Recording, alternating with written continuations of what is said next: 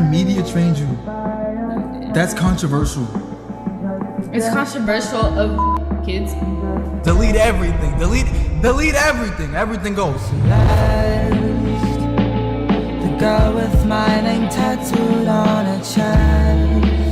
You want to know the crazy thing about this story to this day? It's still mind-blowing to me that this guy has not been charged or arrested or anything. Apprehended, incarcerated, nothing as far as I can tell. Now, I've not talked about this situation in weeks. As far as I can see, a lot of the updates have been kind of slower, although there were updates regarding the private investigator that I talked about the last time, finding something related to opioids in the residence that David and Celeste were staying in. I just gotta say, it's still shocking to me that somehow this was streamed on Twitch, right? Streaming on Twitch, I believe sometime in 2024. Correct me if I'm wrong. And as you can see, Celeste was here streaming with him. She had her hoodie on, her glasses on, you know, they were doing their thing, right? And then she proceeds to say, well, he proceeds to say, I media trained you. That's controversial. And then she proceeds to say, it's controversial of kids. But yeah, guys, she said while he was streaming on Twitch's own platform, it's controversial beeping kids. And somehow, some way, this man's Twitch page is still up on this platform to this day. Literally verified, bro. Literally verified. Like, I just gotta say, if this were anybody else, especially me, I would have been banned a long time ago. Let's be honest. I've been targeted by these social media platforms for a while now, especially with YouTube. They're just always on my ass. But as you can see here, his clips are still here, available to this day. Like, look at this shit. Man's VODs are still available for playback on Twitch's own platform after all this time, bro. After all the drama, the news stories, the basically evidence of what he's likely wrapped up in. A lot of times when people are wrapped up in criminal investigations like this, I'm not gonna lie, especially if there's overwhelming evidence that they may have potentially committed a crime. Why is Pokemon here? Who the yo, this shit is crazy. Is this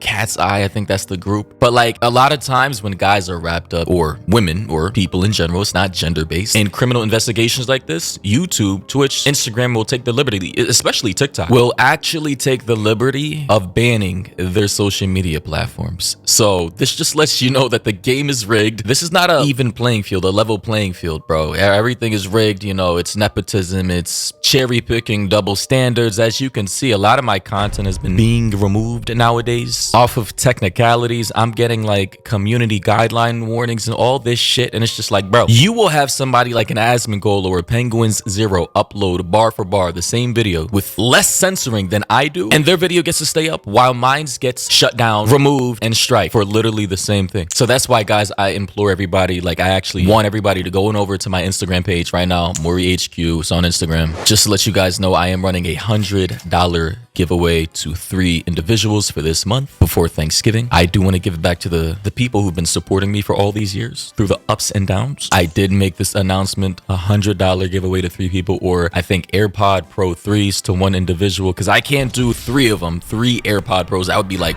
fuck. About like $800. Yeah, it would be about like 800 after all the taxes. I'm sorry, I can't do that right now, sorry. But yeah, as I can see, there's no updates on this guy's page after months. Obviously, his follower count has dipped back down to under 2 million. It was above 2 million at one point in time, but as you can see, given the situation that this man's in, it's going to be steadily stable at 1.9 to 2 million to maybe 2.1. And you know, we have plenty of articles saying that farm tools and pain medicines or opioids were found at the residence, the former residence that David was staying in. So they think that this may be linked to the death of Celeste. And you know, according to an exclusive interview that Law and Crime Network, shout out to them on YouTube, that they had with the private investigator on this case, they say at this point they likely know who the individual was that actually moved the Tesla truck while Celeste's body was still in the front trunk of the vehicle, among many other things, of course. You know, it was reported right at the beginning that one of the ways that an ID was done, or they thought that Celeste was the person that trunk, is because another outlet had a conversation with the mother, and she said that she knew of a boyfriend named David. And there's also been images that have come forward on Reddit that show David in Lake Elsinore doing some sort of transaction with a kid. And then we have the teacher, somebody recording the teacher speaking about this, that Celeste was in his class and she had run away, and then she was picked up in the Hollywood Hills and brought back and ran away again. I think that there's a strong possibility they knew, and it's important to realize that she's in, I think, 7th grade, maybe 8th, but I mean, this is a very young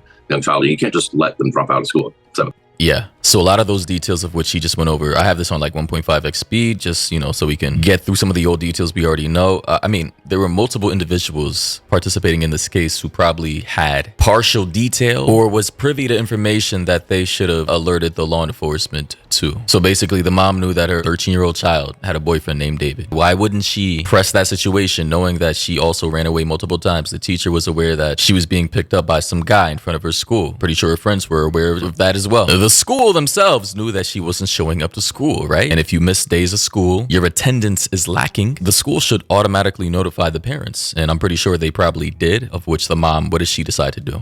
So there's a lot of people in this situation who literally failed Celeste. And they continue to fail vulnerable children every day in situations like this. You were hired, obviously, as I mentioned earlier, to investigate by the owner of the home where David was living. So are there any new details that you've been able to glean from your investigation as to what may have been going on in this home? Yeah, so, one thing I want to be clear about is, I do have a scope on my, investigation. In other words, I'm not going outside of things that originated at the house or things that happened with the cars that were normally parked at the house. So I'm not going out and trying to solve this case. I'm not working side by side with LAPD or stepping on their investigation. It's all contained to the owner wants to know what happened or didn't happen at his house because he had no idea that David was even living there because he wasn't on police, and much less Celeste. So in that investigation, I'll tell you there was a lot of things that were left behind, even though after the search warrant, David, I guess through his management, did send movers to come move stuff out, but they left a lot of stuff behind. And then they gave over possession of the house. So, we went through those things, and there was a lot of evidence that shows who had been there a lot. And then we also collected some surveillance from neighboring houses that showed vehicles coming and going and vehicles that were parked there for extended periods of time. And we've been able to, in talking with neighbors, what they saw. And also that community has their own private armed security company that is 24/7. And, I've talked to them about what they've seen and noticed and any reports that they had. And there was only one written report for a noise complaint, but they're still familiar with the area and who comes and goes and what vehicles are normal to the area and what aren't. And basically during this part of the interview, because I did kind of watch the video myself beforehand, he basically goes on the yap about how certain information and details he can't yet reveal because he doesn't want to step on law enforcement's toes, right? So formality, right? He doesn't want to get in the way of the investigation that is happening outside of the house, and his concern is not outside of the house. He's just gathered details and clues as to what had happened in that house because he's hired by the landlord who owns that property. But in my opinion, to cut to the chase, here's the most important part of that interview that I think you guys should hear. I think this part is very important. I think she has been deceased a lot longer than what people may have originally thought. It could go back as early as January or February, which is hard to fathom. That's crazy, right? So it seems as though that the deceased date, the official date of death for this young girl, has been all over the place. And now this private investigator is now believing that she may have been dead all the way back in January, February of this year. And honestly, to me, I've heard conflicting reports. I've heard some people say she may have died back in July, August, maybe September. And now this private investigator, because he's privy to a lot of information that obviously we don't know. He has access to the actual property that she stayed in. And he found farm tools. He found opioid bottles, of which many articles have reported on. I'm getting the feeling that he believes she may have overdosed. Somebody may have slipped something into her drink, or maybe she may have taken something. We don't know if this overdose, speculatively, was intentional or not. But of course, anybody dying, a minor that is, dying in the presence of a home leased out by David's manager. Apparently, the lease wasn't even in David's name, which is why, based off of what I heard, the landlord or the owner of the property wasn't even aware that the singer David was even staying there. So I mean, this entire situation is just really spooky and crazy. Investigator Steve Fisher recently went inside the Hollywood Hills mansion where David lived just before the body of 14-year-old Celeste Rivas Hernandez was found in his abandoned Tesla. There were disturbing items. And Fisher told KTLA he found items that could be linked to the crime, items left behind by LAPD even after a search of the property. There's some items, some physical items that I unfortunately can't disclose disclose, but they are significant because they could be something that could have been used in a plan to actually get rid of her body. Fisher also says he's uncovered interesting video from neighborhood security cameras that he's handed over to LAPD. He says he knows who was driving the car when it was abandoned in late July, presumably with the body in the trunk. I'm certain I know who it is. I can't say, but there is surveillance from, the 29th, and I'm certain I know who this person is. That is crazy. Whoever that person is, they're fucked. I can't even say cooked. They're literally fucked. Because obviously, I'm going to leave room for doubt, right? For the possibility that the person, whoever moved this vehicle while Celeste may have possibly been in the front trunk, he may or she may have not known that there was a dead body in the vehicle. But I highly doubt that. Let's be honest there. Occam's razor suggests that the most likely outcome, the most predictable outcome is the most likely outcome of the situation, all right? I'm just gonna say whoever moved the vehicle, especially with a smell that may have been emanating from that vehicle, possibly. I'm not entirely sure how Teslas are constructed in the interior to prevent smells from the trunk from being transported to the interior of the vehicle. I'm not entirely sure, so I'm gonna plead ignorance on that, but I highly doubt that whoever moved that vehicle wasn't aware of the potential crime that they were getting themselves wrapped up in. Initial autopsy showed no obvious cause of death. Investigators now are waiting for toxicology reports. It's been almost 7 weeks since Celeste's body was found. No arrest and no suspects.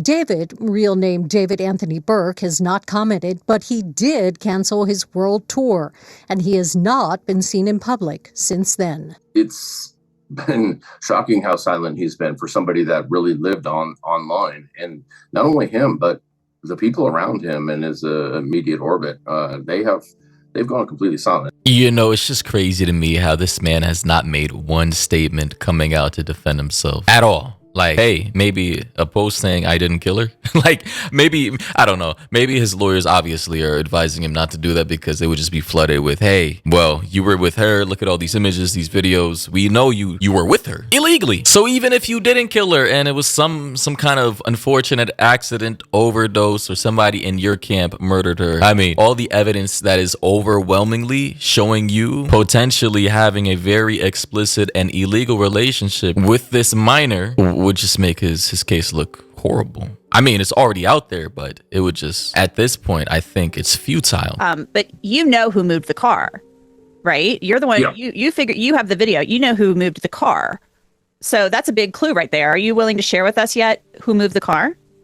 Can't share who it was. And the thing about that is, though I 95% feel she was in that front trunk of the Tesla when it was moved, I can't prove that because there's no video that I have. LAPD might have a video of her being put in the vehicle. I can't even put her at the house. So I can't share. I don't want to share who that is because I do think that would really step on LAPD's toes. And that's not the intention here. It's not to put the information out first. What it was is to find out what's going on in the house and letting people know that we do know some information. So if you wanted to contact me, and people have contacted me, and I'll tell you, there's an incredible, and this is what I wonder about LAPD. They're very capable, but it's a whole different era as far as everything's happening on Discord and everything, and the capability for them to really go through and scrape everything out of there. I know that they're getting it directly from Discord in a database form, but it's all, everybody uses handles and fake names and stuff, and to figure out who's who. It takes a while to really map this whole thing together, and so maybe that's part of the delay. But there was an incredible amount of information in the Discord server alone. Damn, it's funny how he pronounces Discord. But yeah, like he was basically saying maybe because of all the the fake names, the pseudonyms people online use in place of their real names. Nobody's gonna come out and say their real name online, so we have a whole bunch of